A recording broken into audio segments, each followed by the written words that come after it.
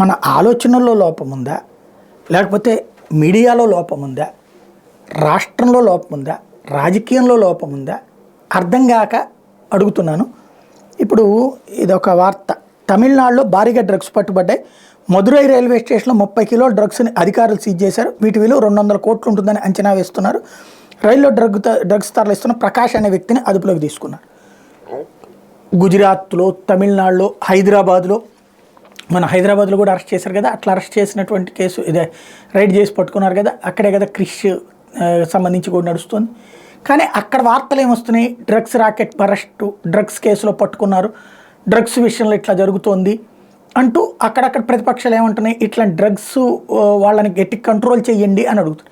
కానీ ఆంధ్రప్రదేశ్లోకి వచ్చేటప్పటికి జగన్ వచ్చాక డ్రగ్స్ రాజధాని అయిపోయింది, డ్రగ్స్ అయిపోతుంది. ఇక్కడ గంజాయి దొరుకుతూ ఉన్నారు, ఇక్కడేంటి ఇతర రాష్ట్రాలు కూడా దొరుకుతూ ఉన్నారు. కానీ ఇక్కడ ఆంధ్రానే డ్రగ్స్ రాజధాని అయిపోయింది, ఆంధ్రాలో డ్రగ్స్ అమ్ముతున్నారు, అధికార పార్టీ వాళ్ళని డ్రగ్స్ జరుగుతోంది అని వార్తలు వస్తాయి. లోపం ఆలోచించే తీరులో ఉందా, రాష్ట్రం కంటే మరొక ఏదైనా బెటర్ అనుకుంటారా, లేకపోతే నిజమా, ఏది అర్థం కావట్లా?